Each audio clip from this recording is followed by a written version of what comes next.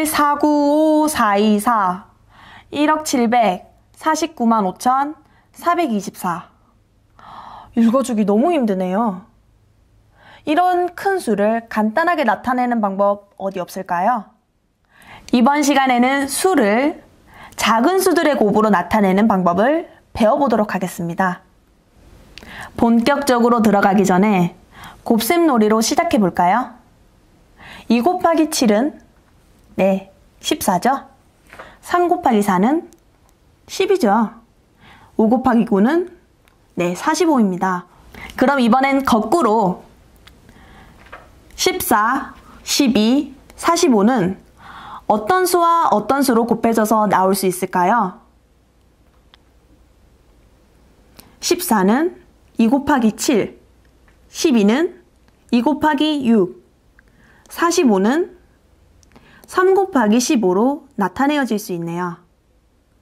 이렇게 27, 26, 35는 곱셈의 원인이 되는 수라고 하여 인수라고 하고 우리가 원래 알던 약수와 동일한 의미입니다.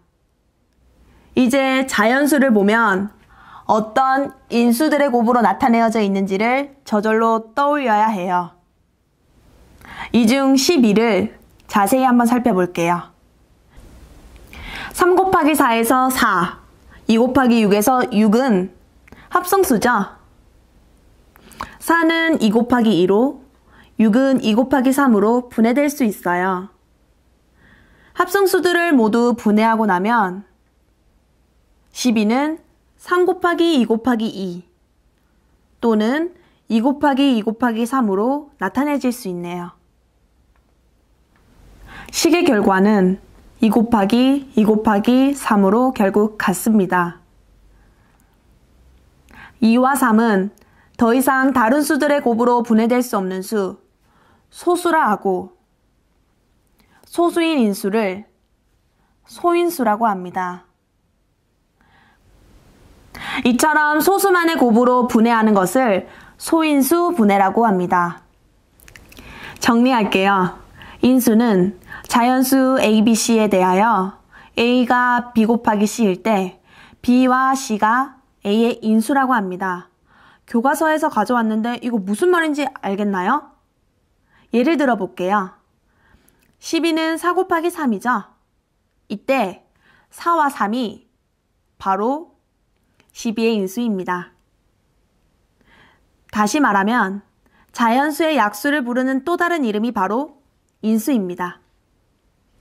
소인수는 인수가 소수일 때 인수를 부르는 또 다른 별명이에요. 아까 보았던 12는 4 곱하기 3에서 4와 3은 인수였죠? 이 중에서 3이 바로 소인수예요. 소인수 분해는 자연수를 소인수들의 곱으로만 나타내는 것입니다. 아까 보았던 12를 다시 볼까요? 4 곱하기 3을 2 곱하기 2 곱하기 3으로 더 분해할 수 있죠? 여기서 거듭제곱으로 나타내면 2의 제곱 곱하기 3이 됩니다.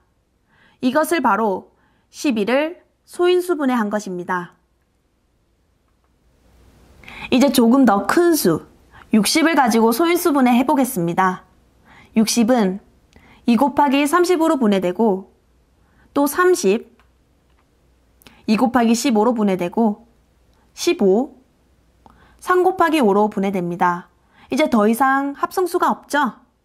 따라서 60은 2 곱하기 2 곱하기 3 곱하기 5로 소인수 분해됩니다. 이번에는 가지를 뻗어 소인수 분해하는 방법을 알아보겠습니다. 60은 2와 30으로 분해할 수 있죠? 30은 2와 15, 15는 3과 5로 분해됩니다.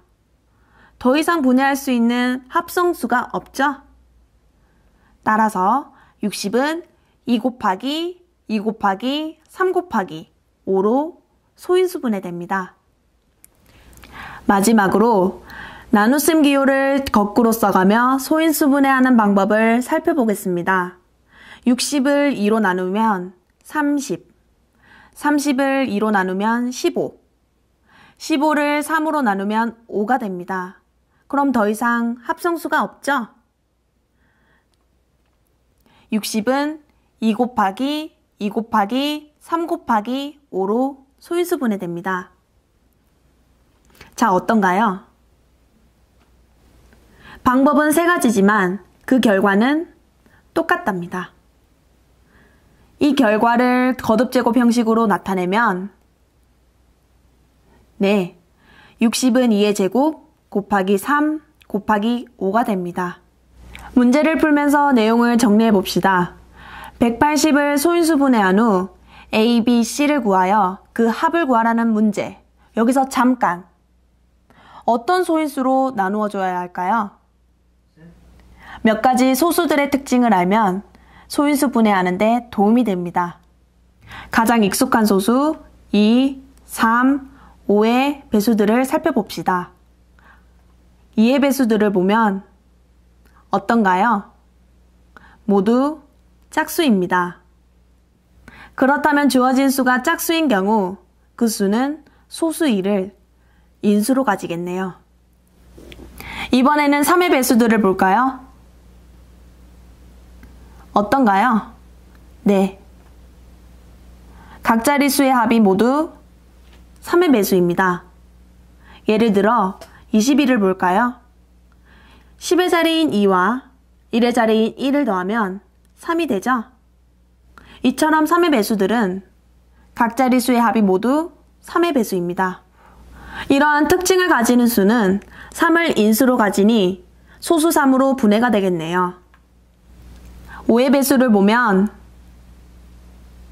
끝자릿수가 0 또는 5로 끝이 나죠?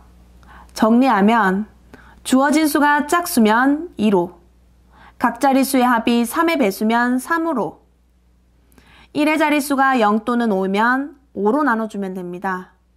만약 2, 3, 5로 나눠 떨어지지 않는다면 5보다 큰 소수 7부터 차례대로 나눠주면 됩니다. 그럼 이제 180을 소인수 분해해 볼까요? 180은 짝수이죠? 짝수는 2로 나눠주면 된다고 했으니까 180을 2로 먼저 나눠볼게요. 180을 2로 나눠주면 90. 90도 짝수네요. 그럼 2로 나눠주면 45. 45는 짝수가 아니죠? 각 자릿수의 합을 더해볼게요. 어떤가요? 9가 되네요. 9는 3의 배수입니다. 그럼 45를 3으로 나눠주면 15. 15도 보니 각 자릿수의 합이 6이기 때문에 3의 배수가 되네요. 15를 3으로 나눠주면 5가 됩니다. 어떤가요? 5는 합성수가 아니죠? 그럼 여기까지. 180을 소인수 분해하면 2 곱하기 2 곱하기 3 곱하기 3 곱하기 5가 됩니다. 근데 여기서 끝을 내면 안 되죠? 거듭제곱으로 적어주면 2의 제곱 곱하기 3의 제곱 곱하기 5가 됩니다. 이제 소인수 분해가 끝났으니 A와 B와 C를 찾아봅시다. A는 2, B는 2, C는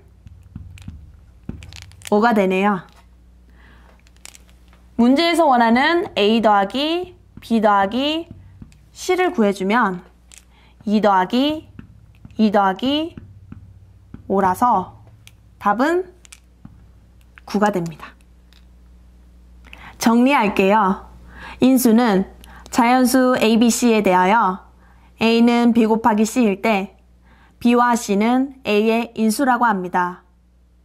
인수는 자연수의 약수를 부르는 또 다른 이름이라는 거 배웠죠? 소인수는 인수가 소수인 경우 인수를 부르는 또 다른 별명이라는 점. 그리고 소인수 분해는 자연수를 소인수들의 곱으로만 나타내는 것입니다. 소인수 분해하는 방법은 3가지나 있지만 그 결과는 한 가지라는 것. 소인수 분해한 결과는 작은 수부터 차례로 써나가고 반복되는 수는 거듭제곱으로 써야 합니다. 마지막으로 주어진 수가 짝수면 2로, 각자리수의 합이 3의 배수면 3으로, 끝자리수가 0 또는 5로 끝나면 5로 나누어 주면 됩니다. 다음에 볼게요.